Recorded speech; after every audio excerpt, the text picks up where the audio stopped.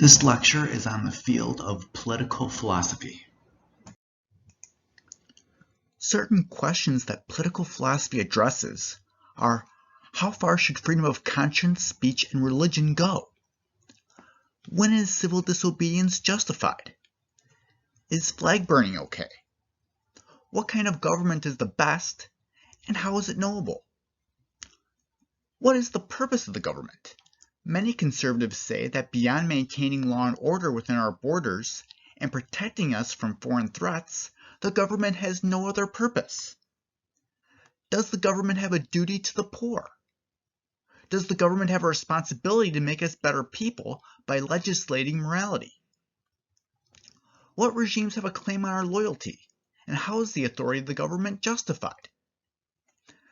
Does being a good citizen make you a good human being as well? How should the individual citizen relate to the government? And what governments are legitimate and which aren't? There are different answers to what makes a regime legitimate and fulfilling its purpose. One answer is that a legitimate regime brings the most amount of liberty to its citizens as possible. A utilitarian answer is that a legitimate regime brings the greatest happiness for the greatest number. Good regimes maximize the happiness of those who are subject to them.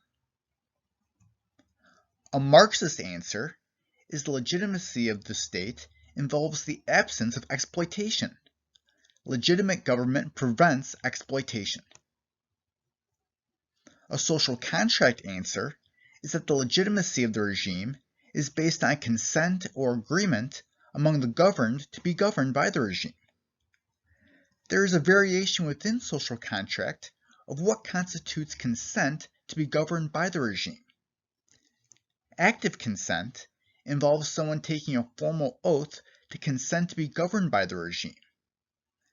Tacit consent is an implicit consent where those who do not leave the territory being ruled by the regime are implicitly agreeing to be governed by the regime. An answer coming out of the democratic tradition is the legitimacy of the state depends on the extent it obeys the interests of the people. A question discussed in the field of political philosophy is what exactly is justice? There are many different notions of justice. One understanding of justice is one based on merit, where everyone gets what they deserve. Another notion of justice has to do with equality, where everyone receives the same amount of benefits. A different understanding of justice has to do with protection of rights, whether it's protecting our liberty or protecting our property. Fidelity to one's contracts is another understanding of what justice is. Justice is simply living up to your agreement that you made with another person. A very important work in the field of political philosophy is one of Plato's dialogues called Republic. In Republic, Plato is discerning what is the nature of justice. Plato comes to the conclusion that justice, whether it's justice within your soul or justice within a city, is constituted by rational order, with each part performing its appropriate role and not interfering with the proper functioning of other parts. In Plato's Republic, he constructs an ideal city where each citizen has a specific role to play. Just like the soul is divided into three parts, the city is divided up into producers, warriors, and rulers.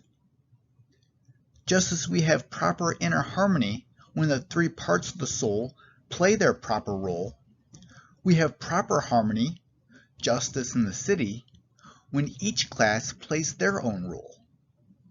Justice in the city involves each person performing their own role and not interfering with others performing theirs.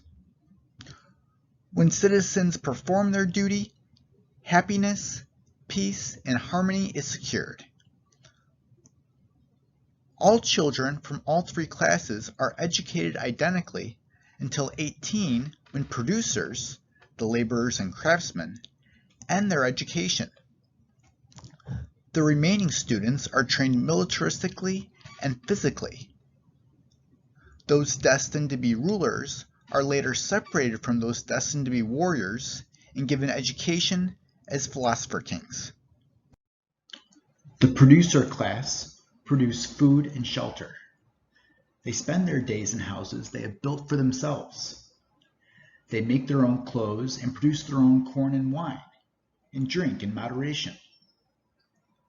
Plato, through the character Socrates, says the life of producers should not be too luxurious, or else it could lead to needing more of their neighbor's land and then wanting a part of ours. This is the origin of war. The rulers and the warriors make up the guardian class. The best of the guardians are philosopher king rulers, and the rest are warriors. Young warriors are watched at every stage of life to see who will be promoted to be rulers. The role of the guardians is to protect the state. They are raised under a rigorous program of education that emphasizes physical fitness, honor, and wisdom. Plato says that guardians should be like dogs, gentle to their own people, but harsh to their enemies. Plato says guardians live austerely, having no money or possessions, for luxury and greed will turn them into wolves and tyrants. A character in the dialogue, Adeimantus, objects to Plato saying that the guardians should live austerely by saying that the guardian's simple lifestyle will not make them happy. Plato, under the character Socrates, says the goal isn't to make one group happy, but the city as a whole happy. Since the goal of the city is happiness for the city as a whole, it must be ensured that residents of the city are neither in extreme wealth or poverty. Wealth leads to laziness, and poverty to rebellion. The guardian class lives communally. Communal living does away with family and private property. When all the city is family and goods are owned equally, there is no discord.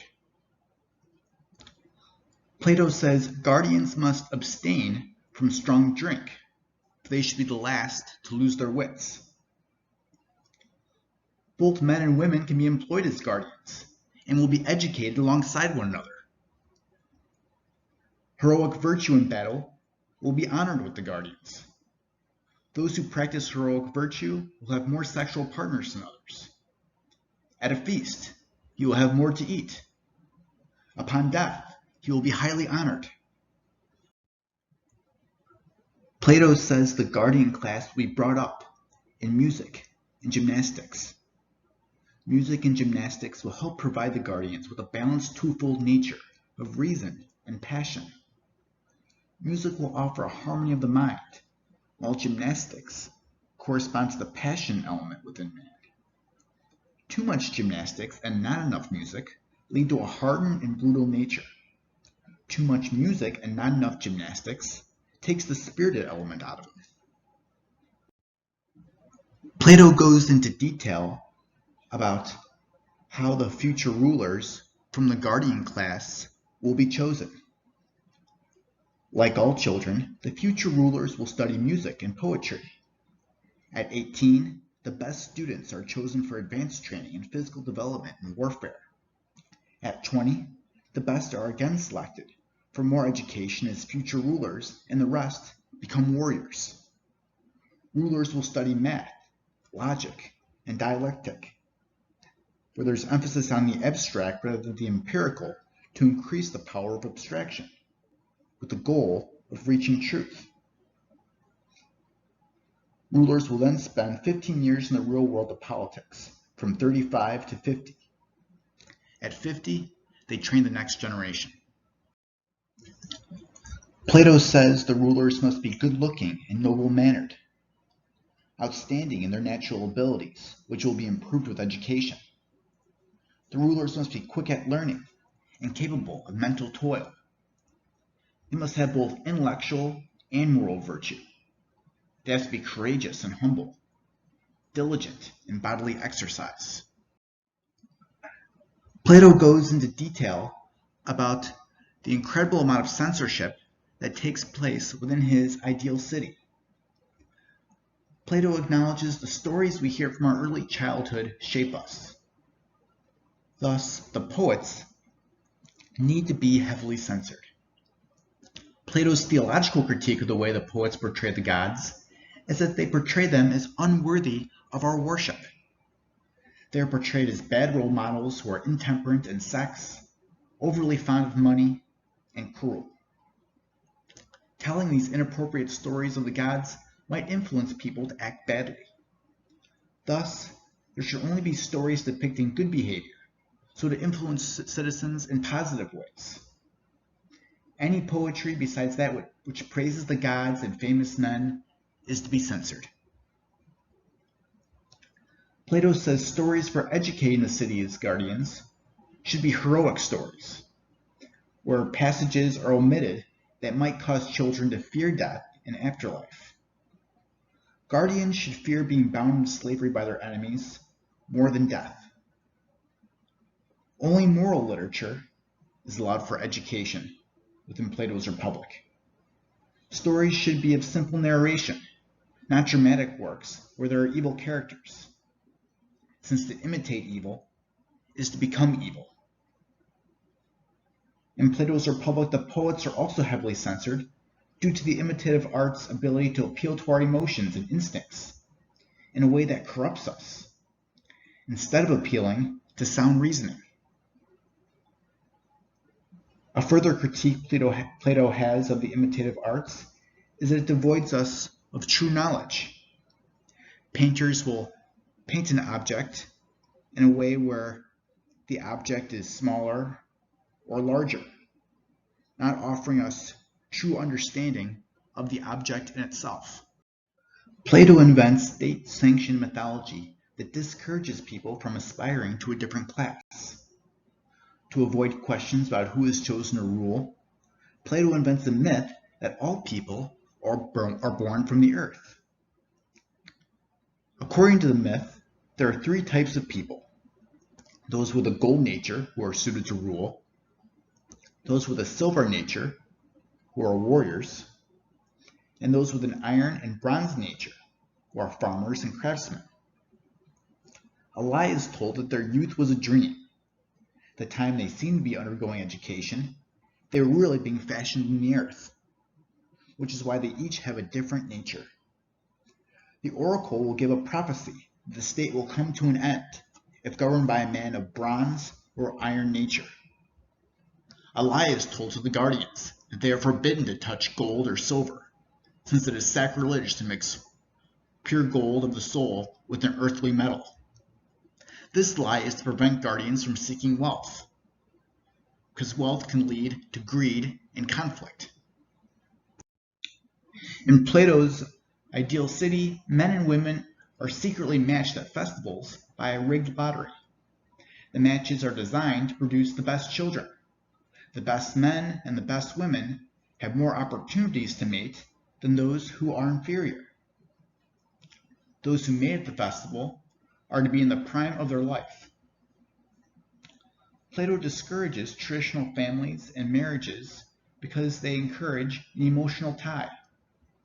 The guardian class is to live communally, with children held in common.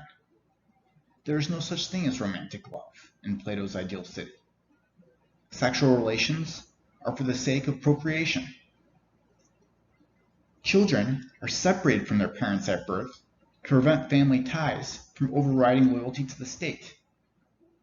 Children will not know who their parents are. And at birth, children are given to nurses, and inferior children are exposed to the elements to die.